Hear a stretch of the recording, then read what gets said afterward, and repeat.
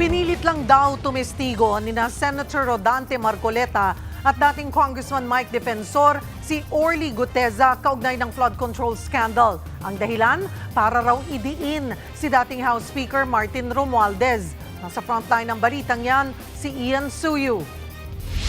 Basura ang tawag ng testigong si Orly Guteza sa mali-maletang pera na dineliver daw niya sa bahay ng mga politikong sangkot sa mga anomalya sa flood control.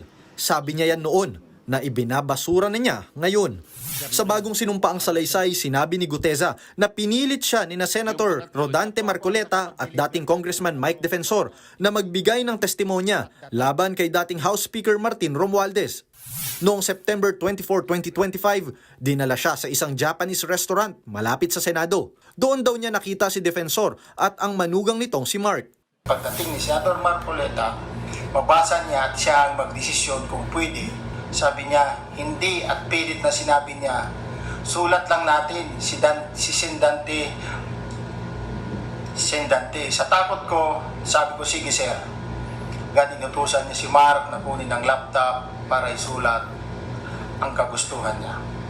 Nang dumating daw sa resto si Senator Marcoleta, sinabi raw niya na babasahin muna ang affidavit ni Mark. Pero ayon kay Guteza, hindi lang ito binasa ni Marcoleta. Siya mismo raw ang nag-ayos ng ilang bahagi ng affidavit. Simula na ni Senator Marcoleta ang basahin ang ginawa ni Mark na affidavit base sa sinabi ni former Congressman Mike na sabi niya, pare, ayusin ko ang Tagalog.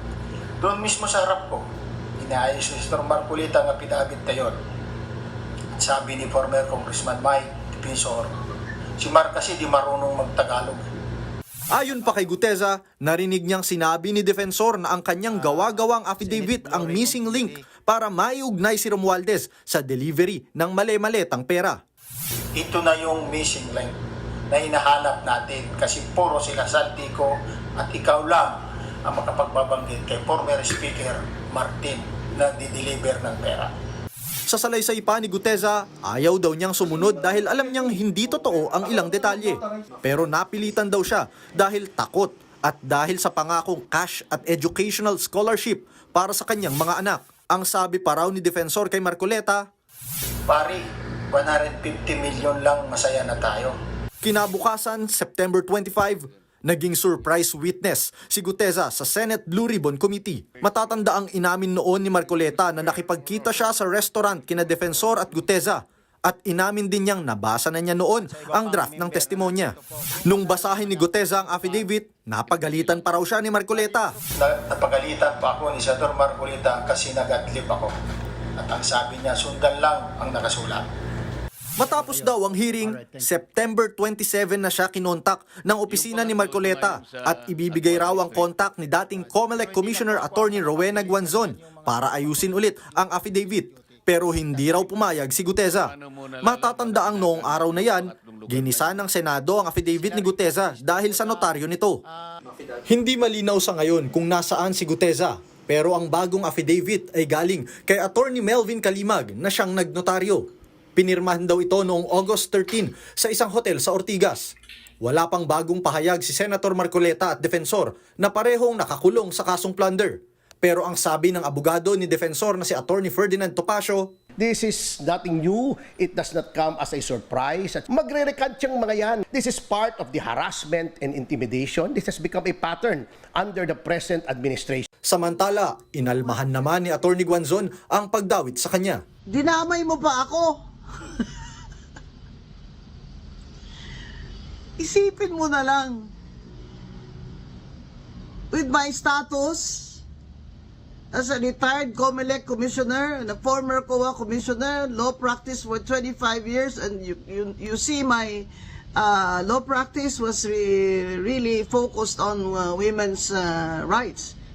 Eh, maniniwala ba sa Guteza na mag-abogado ako para sa'yo? Nagbabalita mula sa Frontline, Ian Suyu, News 5. Hindi na raw nakakagulat kung bumaligtad ang nagpakilalang dating security consultant ni Saldico na si Orly Guteza ay kay Senator Ping Lacson.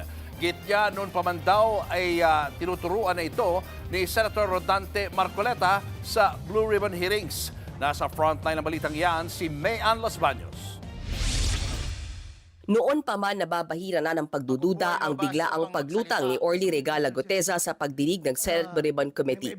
At ngayong binabawi na niya ang kanyang mga akusasyong ibinato niya noon, hindi na raw nagulat ang dating Blue Ribbon Chairman si Senator Ping Lacson. Tinawag pa nga niyang coached witness ni Senator Rodante Marcoleta si Guteza. Noong September 25, 2025 hearing, matatanda ang si Marcoleta ang nagpakilala kay Guteza bilang dating security consultant umano ni dating Ako Bicol Party List Representative Zaldico. Surprise witness si Guteza at habang binabasa niya ang kanyang testimonya, ilang beses siyang sinita ni Marcoleta mula sa pag-a-adlib daw.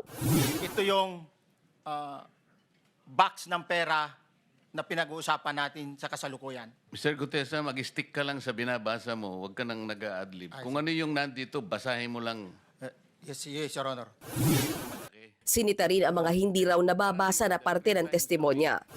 Bago ibaba ang nasabing basura, ito, Merong napuputol sa binabasa mo eh.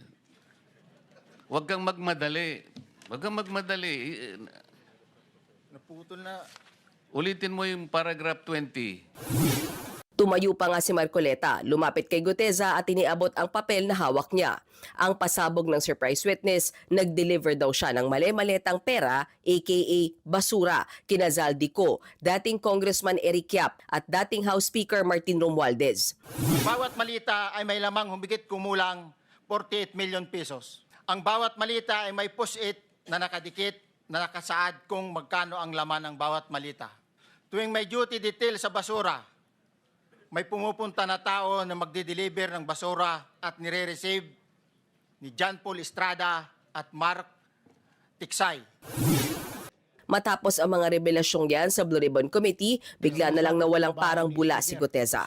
Kasagsagan niya na nagkaroon ng malawakang protesta dahil sa mga anomalya sa flood control projects. At sa special coverage ng News 5, nagkainitan pa nga sina Palace Press Officer Undersecretary Claire Castro at political analyst na si Malu Tiquia nang mapag-usapan ang nawawala noon na si Guteza. Siguro alam ni Yuse kung nasan si Gutesa. Hindi mo may nagpresent dyan. Baka kaalyado nyo nagpresent dyan. Hindi. Ayan ang propaganda. Biro mo ang assertion mo, ako kasama. You are representing government. But still, bakit mo sa akin ipapakita? Do I know for certain? No. It was relayed to me. Am I part of the scheme? You don't have to Insulting start. people. Habang hindi mahagilap si Guteza, bigla namang lumutang ang mga nagpakilalang bagman umano ni Zaldico na nanlaglag na mga politikong sangkot umano sa flood control scandal. Pero gaya ni Guteza ngayon, 4 sa 18 bagmen ang nagbaliktad na ng kanilang mga testimonya. Kung laban o bawi ang mga nagpakilalang testigo, paano na uusad ang investigasyon sa flood control scandal? Ayon kay Senate Blue Ribbon Committee Chairman Erwin Tulfo, bahala na ang ombudsman sa bagong affidavit ni Guteza. Napasa na lang po namin yung sa ombudsman. Sila na po kasi yun din po ang gagamitin lang, statements. Parang lahat po ng anything has to do with flood control po na investigation ng Blue Ribbon, ibinigay na po namin. Kasi kung ang hinahabol naman po natin is accountability, di po ba may mapanagot. Mas quicker po yung pagdiretso na po yung ombudsman. Nagbabalita mula sa Frontline, Mean Los Baños, News 5. Naniniwala ang Malacanang na kagagawan ng mga gustong pabagsakin ang Administrasyong Marcos ang pagbaliktad ng ibang testigo sa flood control scandal. Nasa frontline ng balitang yan, si Maricel Halili. So, medyo nakakabahala ito dahil sisirain ito ang justice system natin. Yan ang binigyang diin ng Malacanang kasunod ng mga laban o bawing testimonya kaugnay ng investigasyon sa flood control scandal. Una, 4 sa 18 bagmen ang nag-recant. Ngayon naman, pati si Orly Guteza na dating security aide ni Zaldico. Sabi ng Malacanang, nakakaalarma ang sunod-sunod na pagbabago sa pahayag ng mga testigo. Sisirain din ito kung ano ang paniniwala ng ating mga kababayan dahil mas maraming papalutangin na maling impormasyon, fake news, false information na makakaapekto sa katotohanan. Tingin pa ng palasyo, ang paulit-ulit na paglalatag ng maling testimonya ay posibleng bahagi ng destabilisasyon. Maraming nag-a-attempt gumawa ng peking kwento para sirain. Kung sino man yung gusto nilang sirain. At maaaring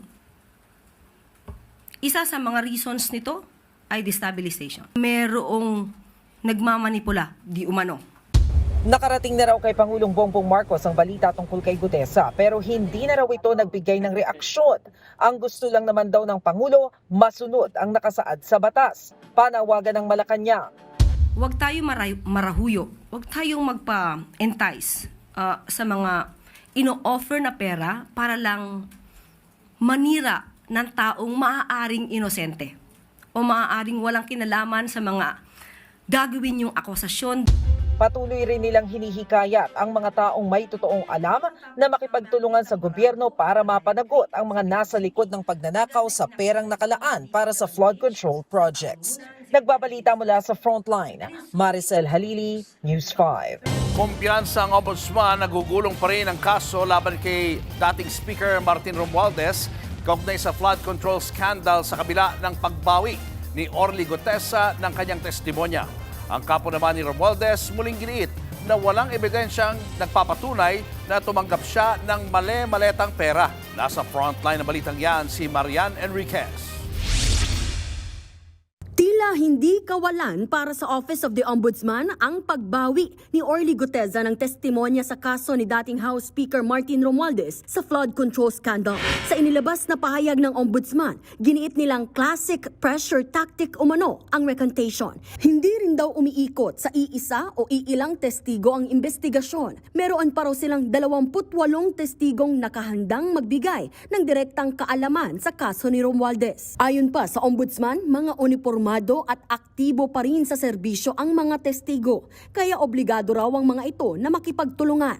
Hindi pa raw nababasa ng kampo ni Romualdez ang testimonya ng mga testigong tinutukoy ng Ombudsman, kaya hindi pa raw muna sila makapagkokomento. Gayunman, wala raw silang ebidensyang magkukonekta o mag-uugnay kay Romualdez sa umano'y bilyon-bilyong kickback mula sa flood control projects. Magkakasalungat po ang mga kwento. May mga bumabawi. Sa dami ng magkakasalungat na kwento, napakaklaro na walang ebidensya laban kay Congressman Romualdez. Matagal na namin itong sinasabi. Walang kinalaman si Representative Romualdez sa mga paratang sa kanya. Naghain na rin ang abogado ni Romualdez ng supplemental counter affidavit sa Ombudsman. Kasama sa isinumite nila ang sinumpaang salaysay ng 25 dating driver at security aide ni dating Congressman Zaldico. Gayon din ang binawing testimonya ni Gutesa. Base raw sa affidavit ng mga dating tauhan ni Ko, wala silang nasaksihang paghahatid ng pera sa sinumang politiko o opisyal ng gobyerno kabilang si Romualdez. More than 30 statements saying na walang ganyang nangyayari. Sa ebidensya po, no, hindi po pwede yung haka-haka, maaring nangyaring ganito, or marahil, or posible, or walang duda. Yung mga ganyang statements po hindi po papasa sa pag-evaluate ng hudikatura. Sabi pa raw ng mga dating tauhan ni Ko, maging sila raw ay inoferan na pumirma ng mga nakahanda ng affidavit kapalit ng pera. At ang nag-offer daw ng pera, si Attorney Levito Baligod. Many of them, I think a substantial number said that they were explicitly offered financial reward to join the quote-unquote brave soldiers. A lawyer who is prominently mentioned in some of these affidavits. Sinong lawyer, sir? The one representing them. Baligod? Yes. Wala pang pahayag si Attorney Baligod. Matatandaang nauna na ring nag-recant o binawi ng 4 na nagpakilalang bagman ni Ko ang kanilang testimonya. Nagbabalita mula sa Frontline, Marian Enriquez, News 5.